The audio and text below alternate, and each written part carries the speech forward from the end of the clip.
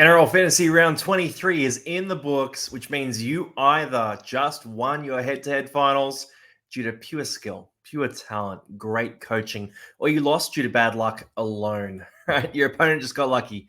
Either way, happy days, some big scores here. Hopefully you got a second chance next week if you lost, and you're straight through if you won. Now, top 5 scorers for this week. We got Herbie Farmworth first, 94 points, absolutely massive from him. We had the 2 tries, 284 run meters, 11 tackle busts. The guy had spiders on him today. No one could tackle Herbie Farmworth. And looking at that meter gain, there was an 80-meter try in that, right? So Max Plath fed a nice little offload to Herbie Farmworth, who went the whole way. That boosted the score there a bit, but still, massive game from him. He just could not be stopped in this one. Rolling through, Tony Staggs, another center that we don't expect to see on this list as much. So Herbie, he's sort of there or thereabouts a lot of the time. Katoni's been a bit quiet this year, but this is a big game, and the Broncos just tore the Cowboys to shreds. Now, 90 fantasy points, nothing to balk at here. It was really a ball-running game from Tony Staggs, though. So at 491K, you don't expect 90 points, but 2 tries, 4 line breaks, and 11 tackle busts. That'll do it for you. That's how you get to 90 points.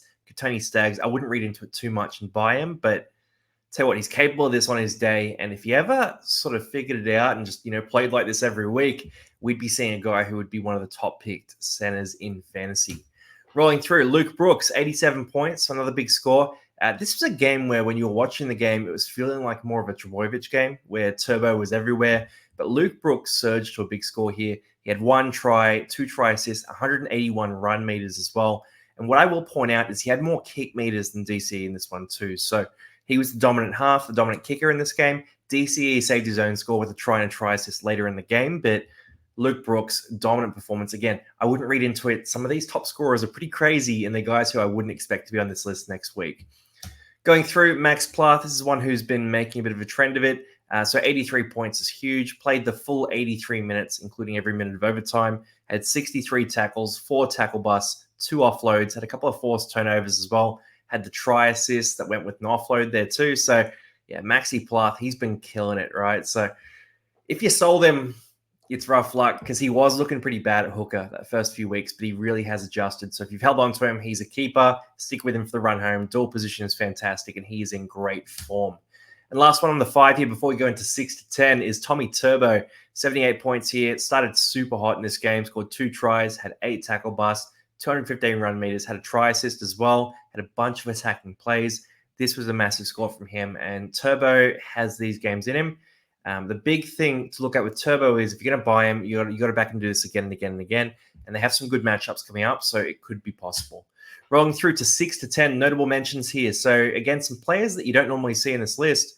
Jacob Little had 75 points here, 60 tackles for him, bunch of attacking plays there as well. Elliot Whitehead, 74 points, massive from him too. You think Hudson Young's normally the one you see on here, but Elliot Whitehead came up and said, hey, mate, I can do it too. Corey Jensen grabbed 73 points, grabbed a try in this one, and that was a break. He broke a streak with that try. So he was on the nudie run for a while there, but he's gotten off with that try. Fletcher Sharp, 73 points, 4 tries for that 73 points. Now, not a lot of big attacking stats outside of those 4 tries. Only 1 line break. I think it was about 5 tackle breaks, 120 run meters or so. So the tries were really the centerpiece of that score, and 73 points, you'll take that every time. And then Jack Williams stepped up. So Cam McInnes moved to hooker. Jack Williams got about 60 minutes in the forwards that Cam McInnes would normally get. Scored 71 points, grabbed a try in this one too. So a dominant performance from him. That is our top scorers for round 23. Hopefully you had a couple of these guys. Hopefully you won your head-to-head matchups. If not, don't worry about it. We'll be posting our buys and our crazy picks later in the week. Stick around for those and make sure you win your head-to-head leagues. Peace out.